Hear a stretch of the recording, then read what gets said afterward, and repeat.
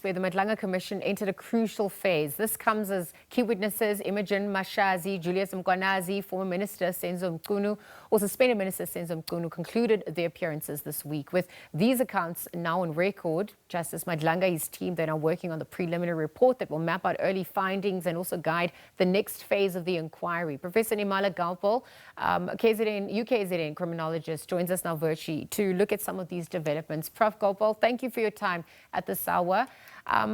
I need to start things off, obviously, with the developing news that's just emerged yesterday. We saw Witness D being murdered. More questions and answers at this point, of course, as investigations get underway. But what's your reaction? How does this also impact the public's trust, whistleblowers at large, cooperating with investigators as the Commission's work continues?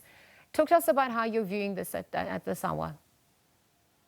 Good morning, Liesl. Good morning to your viewers. Of course, in the first instance, I'm extremely saddened by the death.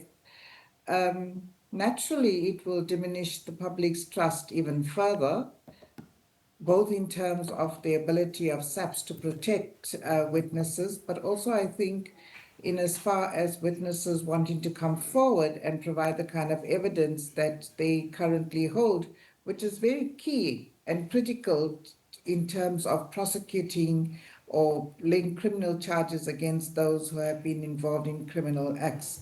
So it's a huge worry for the country at large. So for me, it's a huge concern as well. Yeah, well, thank you for that, because obviously now the review of the security measures that have been put in place has to be taken place, of course, with immediate effect, given the ongoing work and the preliminary report that's also set to come out this December. But even if we rewind to some of the testimonies that also happened, let's bring suspended Minister Senzo Mchunu. We're looking at the contradictions now that's emerged between Mchunu, between Mkhwanazi, the deeper systemic issues that's now coming through within the police system or being entrenched or rehashed. What are the implications of these conflicting claims at this hour for the PKTT and whether it was legitimately disbanded, who had the authority to do so, according to the different testimonies? So I think in the first instance, it's telling us that something went seriously wrong. Yeah. And I think when leaders themselves can't agree on who made the call, why the call was actually made, etc., it raises questions about whether the instruction itself was lawful, despite the fact that we continuously hear that it came from the president himself. But I think if we drill deeper down, we want to know who was really accountable and whether the crucial murder investigations were actually put at risk through this the decision that was taken. But I think even further than that, when we listen to these conflicting claims or evidence that's provided, what we are seeing is really a breakdown of basic policing. Senior leaders who can't agree on who shut down the PKTT, and that alone tells us that the system is in trouble. And of course, publicly contradicting themselves further destroys trust amongst the public. And Prof, even if we just look at the risks that arise when the minister claims to have made this decision alone at home on the 24th of December, especially one that affects investigations into high-level political killings on multiple levels. How do you also weigh in on the way that transpired as well? So my initial response to that is you absolutely cannot make decisions about political murder cases alone at home, as he provides that kind of evidence. What it does is that it raises red flags, again, about legality, about his own motives, and who benefits from this kind of decision that he took independently.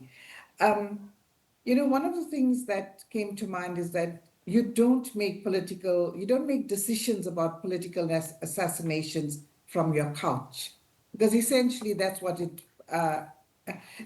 boils down to. Yeah. That in itself is a red flag, Liesl. Yeah, and obviously more questions and answers about that as a piece of the puzzle get put together. Julius Mkhwanazi, Imogen Mashazi also took to the stand. And I wonder if we're looking at Julius Mkhwanazi, how he was able to evade disciplinary action for so many years, despite multiple criminal probes, adverse findings against him, the mechanisms within the city of Ekurhuleni itself when it comes to how their governance structure occurs. Talk to us about, the alleged shielding that he also received, the consequences now as a result as well. So, of course, in the first instance, what is categorically clear is that he received this protection and shielding. And I think what that did was that it gave him the kind of pseudo power to believe that he can then operate above and beyond the law. But I think what the shielding did, especially in terms of the city manager who controlled the HR and disciplinary processes, is that she blocked action that was so critical and crucial in terms of holding him accountable. And I think that kind of protection was very dangerous for him and for the country at large, because like I said earlier, it gave him the leeway, it allowed him the protection that he needed to create this rogue unit that he almost independently controlled and allowed the infiltration of nefarious actors into the system that he was residing within. Yeah, because we've been looking at some of the risks, just to further expand on that point, the risks that the unlawful 2021 MOUs that were signed by Mkhwanazi with companies owned by Vusi Matlala, what that posed to the municipal security and integrity at large, but also how Matlala's private security vehicles could be registered without, triggering internal alarms, oversight checks as well. I'm sorry, I lost you for a moment there, Liesl. So I was just looking at, based on your previous point, we were looking at the risks that then are associated. When you're looking at MOUs signed by Mkhwanazi with companies owned by Vusi Matlala, the risks that it poses to the municipal security, the integrity at large, but also how they would have been able to bypass, without triggering any internal alarms, at this point, oversight checks as well. Talk to us about that systemic failure as well, in relation to the allegations that have come through. Okay, so extremely dangerous in the first instance, because what it did and does is that it opened the door to criminal infiltration. And I think by and large, that's exactly what we are trying to understand, assess, and move forward on in terms of criminal infiltration into the criminal justice system at this point in time. And even if we're looking at Mashazi, then who publicly distanced herself from Mkhwanazi, but, we saw some revelations, saying, I will take a bullet for you.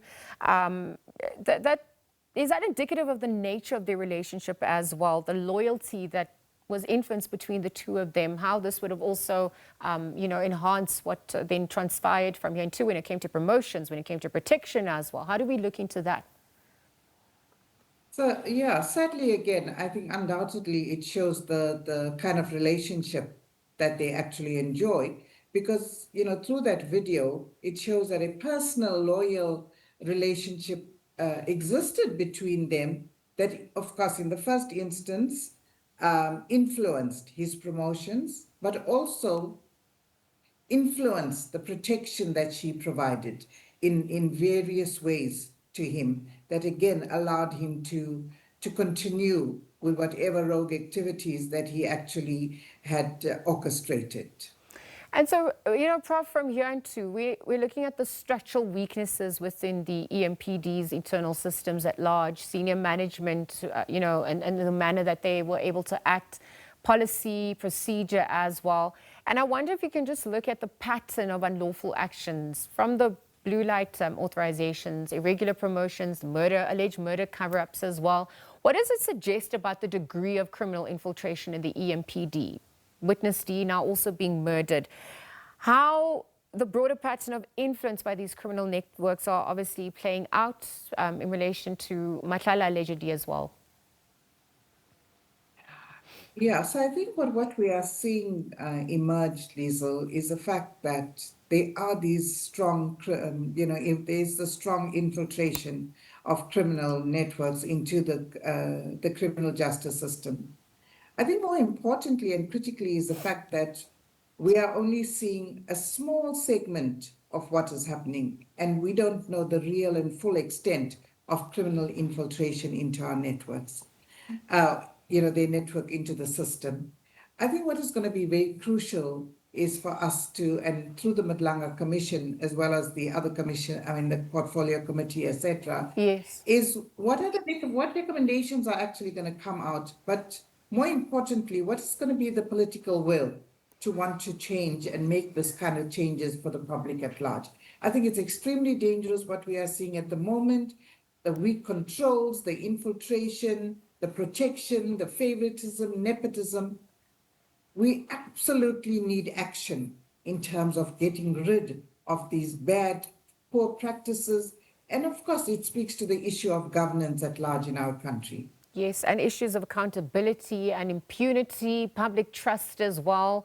We know that, there are many witnesses that obviously have died over the years in relation to some of the unearthings, and the issues continue. It's still more questions and answers. So we await that preliminary report. But thank you for weighing in and for your time at this hour, helping us just make sense of what transpired this week, some of the top issues that have come to the fore. Professor Nirmala Gopal, UKZN criminologist, is weighing in on the Madlanga Commission. They're working on the first prelim report, of course, following key witness testimonies. But the work is not done, and we'll have to monitor and see what transpires from here and to as well. Again, thank you to her for her time. Let's leave it there. We'll be right back after this.